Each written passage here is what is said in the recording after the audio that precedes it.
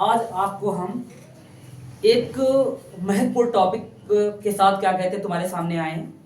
और इस टॉपिक में आपको हम चुंबकीय क्षेत्र से जुड़ी कुछ बातें बताएंगे और एक धारावाही चालक तार अगर हम उस चुंबकीय क्षेत्र में रखते हैं तो उसमें क्या परिवर्तन आता है, ठीक, उसके कारण कहाँ कहाँ चुंबकीय क्षेत्र उत्पन्न होता है वो आप देखेंगे एक तार के माध्यम से। और इसे परीक्षा की दृष्टि से बहुत इंपॉर्टेंट मान के चलिएगा, ठीक है। देखिएगा, इस नियम को हम बोलते हैं बायो-सावर्ट का नियम। ये दोनों लोग अलग अलग हैं। बायो-सावर्ट का नियम, बायो और सावर्ट ने एक धारावाही चालक तार पर चुंबकीय क्षेत्र की तीव्रता की गणना करी थी। कैसे की है आज आप लोग भी देखेंगे उसको। मान लेते हैं कि ए बी कोई चालक तार है जिसकी लंबाई एल है। जिसकी लंबाई कितनी है? एल है। इस चालक तार में जब हम आई धारा प्रवाहित करते हैं तो पूरे तार में आई धारा बहने लगती है। इस पूरे चालक तार की लंबाई जो कि एल मानी गई है, इस एल लंबाई को अगर चाहे तो छोटे छोटे टुकड़ों में बांट सकते हैं। तो इनमें से एक टुकड़ा हमने ले लिया, मान लिया इस चालक तार के टुकड़े की लंबाई यहां पर डेल्टा एल है।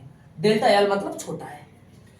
जब इस चालक तार में आई धारा प्रवाहित की गई तो इसके कारण इससे कुछ दूर स्थित बिंदु P पर या सभी बिंदुओं पर चुंबकीय क्षेत्र की तीव्रता ज्ञात की जा सकती है।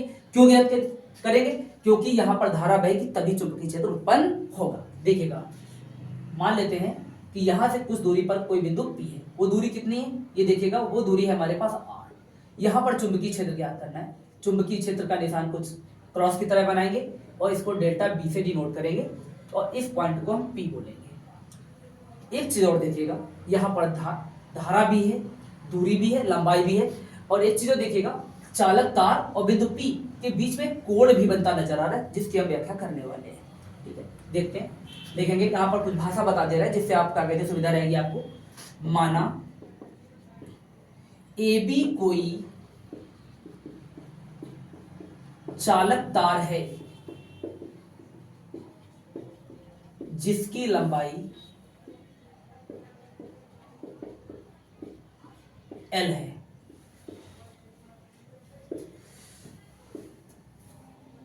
चालक तार को अल्पांशों में विभक्त करते हैं।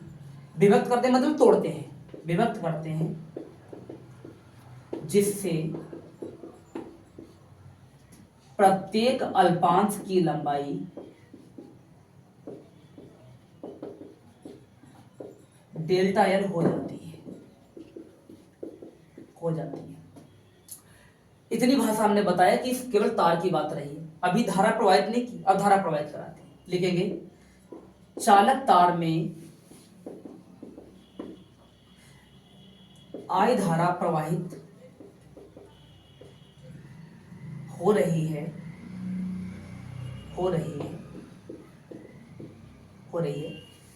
जिसके कारण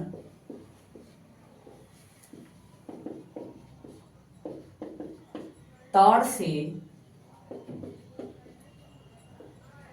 r दूरी पर स्थित बिंदु P पर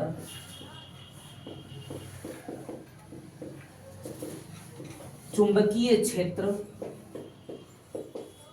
ज्ञात करना है। अब देखिएगा, अभी तो इसके बारे में थोड़ा सा डिटेल बताई गई है। अब इसको कैसे सिद्ध करना है, क्या करना है, कैसे करना है, ये आपके सामने हम बताते हैं। आपको इस चित्र की सहायता से इसको हम बताते हैं, बारी बारी से बताते हैं। देखिएगा, इस पे हम पॉइंट लेते हैं। देखेंगे चुंबकीय क्षेत्र जो डेल्टा बी है इस चालक तार में बहने वाली धारा के अनुक्रमानुपाती होता है। क्यों?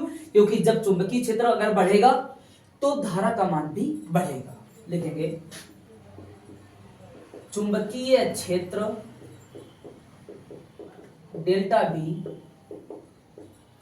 चालक तार में बहने वाली धारा के अनुक्रमानुपाती होती है, अनुक्रमानुपाती होती है, यानी डेल्टा बी प्रोपोर्शनल, ये प्रोपोर्शनल का चिन्ह बनता है आई, मतलब धारा के अनुक्रमानुपाती होता है। पहला पॉइंट तो हमने ये बताया आपको। इसी प्रकार इसी क्षेत्र में बताएंगे दूसरा पॉइंट, लिखेंगे चुंबकीय क्षेत्र डेल्टा बी चालक तार में। अब दूसरा केस कौन सा हो जाएगा इस पे? पहले हमने धारा की बात कर ली, अब इस पे डेल्टा एल यानी अल्पांश लंबाई की बात करते हैं। लिखेंगे, इसको थोड़ा सा अलग कर लें ना, बच्चे थोड़ा सा मिसगाइड हो जाएंगे, कहेंगे कि एल और डेल्टा एल दोनों पास पास है, ये अलग अलग। लिखेंगे चुंबकीय क्षेत्र डेल्टा बी चालक तार के अल्पांश लंबाई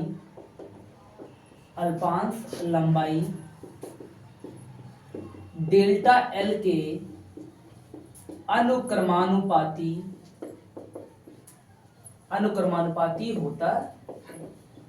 अर्थात हम क्या कहना चाह रहे हैं, delta B proportional delta L, ये समीकरण संख्या हमारे पास दूसरी आ गई है। अब देखिएगा तीसरा पॉइंट एक बताते हैं, लिखेंगे। अब तीसरा पॉइंट कौन सा है? अब हम बात करेंगे कोण थीटा की, और दूसरा पॉइंट हमारे पास आ जाएगा, एक पॉइंट हमारे पास बीच की दूरी यानी आर भी आनी है। लिखेंगे चुंबकीय क्षेत्र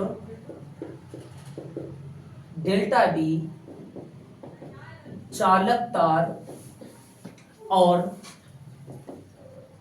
बिंदु P के बीच बने कोण, चालक तार और बिंदु P के बीच बने कोण थीटा की ज्या जानते हैं हम लोग, साइन के अनुक्रमानुपाती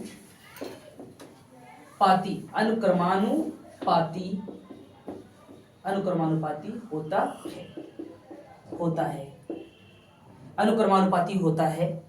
ये हो जाएगा delta B proportional sine theta, समीकरण संख्या तीसरा। अब बताते हैं इसमें चौथा पॉइंट, आपको बताते हैं। चौथा पॉइंट भी इसी तरह का है, लेकिन बीच की दूरी के वर्ग के अनुक्रमानुपाती होगा। कौन? चुंबकीय क्षेत्र। लिखेंगे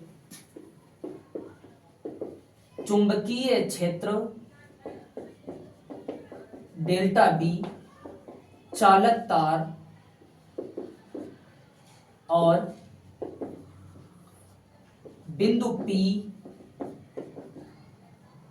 के बीच की दूरी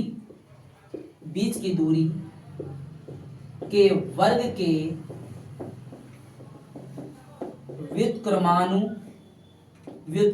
मतलब उल्टा, व्युत्क्रमानुपाती होता है। ठीक है, बोर्ड तो हमारा भर चुका है। खैर, अभी ये डेरिवेशन तो पूरी नहीं हुई, इसके लिए हमें एक बार हम फिर से इसको समझाते हैं और थोड़ा सा यहाँ पर हम इसको साफ कर देंगे, इससे ये डेरिवेशन हमारी पूरी होगी। देखिएगा, फिर से हम एक बार रिपीट करते हैं इसको। देखेंगे, चित्र भी हटाएंगे क्योंकि चित्र की हमें जरूरत नहीं होगी, क्योंकि चित्र तो हम पहले आपको समझा दे रहे हैं। अगर जरूरत लगे तो भाई रख लेंगे, कोई जरूरत नहीं। देखिएगा, माना ए बी कोई चालक तार है जिसकी लंबाई n है, जो कि चित्र में दिया गया है। चालक तार को या चालक तार की लंबाई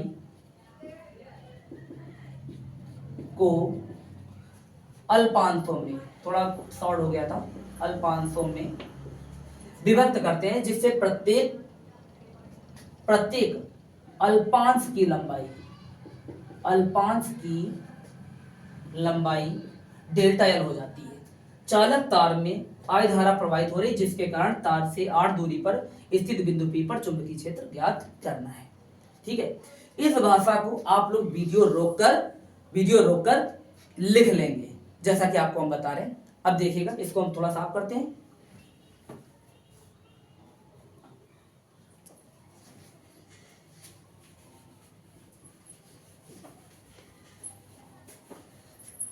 देखिएगा, देखते हैं हम लोग। अब इन समीकरणों का हमें प्रयोग करना है।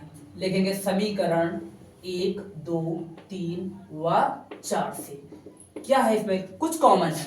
क्या कॉमन है देखिएगा, delta B delta B delta B.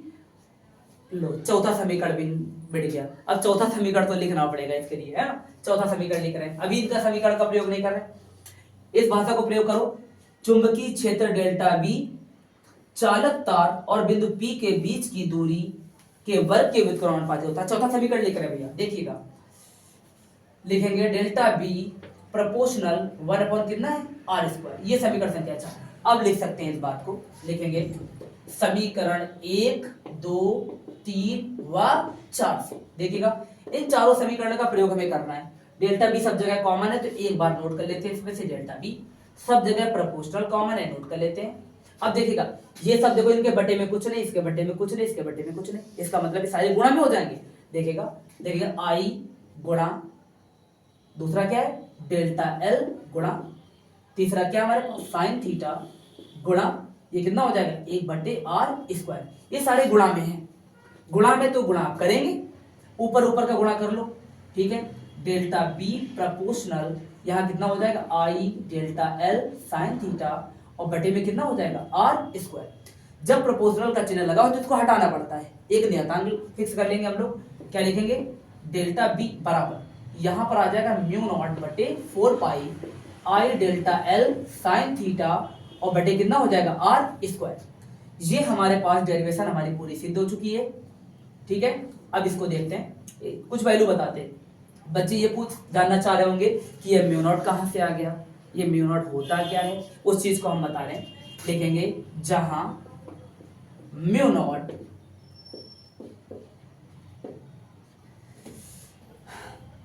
निर्वात की चुंबकशीलता है। क्या है, निर्वात की चुंबकशीलता है। इस डेरिवेशन को सभी बच्चे नोट करेंगे, ध्यान से नोट करेंगे, क्योंकि परीक्षा की दृष्टि से काफी उपयोगी है। अगर क्वेश्चन कुछ एग्जामिनर घुमाता है, क्योंकि हम सन 2025 की परीक्षा की बात कर रहे हैं, यानी जो यूपी बोर्ड परीक्षा आप देने जा रहे हो, चाहे वो इंटर क्लास के लिए हो, चाहे वो हाई स्कूल क्लास का बच्चा हो, इस डेरिवेशन को पढ़ेगा और ये आने की संभावना भी है। अगर पेपर में बायो सावर्ट का नियम न लिख कर आए तो आप इसको दूसरी भाषा में पढ़ेंगे, किसी धारावाही चालक तार के कारण किसी बिंदु पर उत्पन्न चुंबकीय क्षेत्र।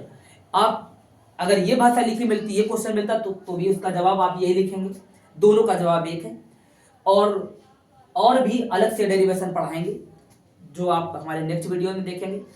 और वीडियो अच्छा लगे आपको लाइक बटन भी दबाइए, कमेंट भी करिए और शेयर भी करिए, और शेयर करेंगे और सब्सक्राइब भी करना, थोड़ा मेरे लिए भी, क्योंकि मेहनत हम भी कर रहे हैं, आप लोग भी करेंगे साथ में, दोनों लोग मिलकर इस परीक्षा को हम लोग बहुत अच्छे से फाइट करेंगे।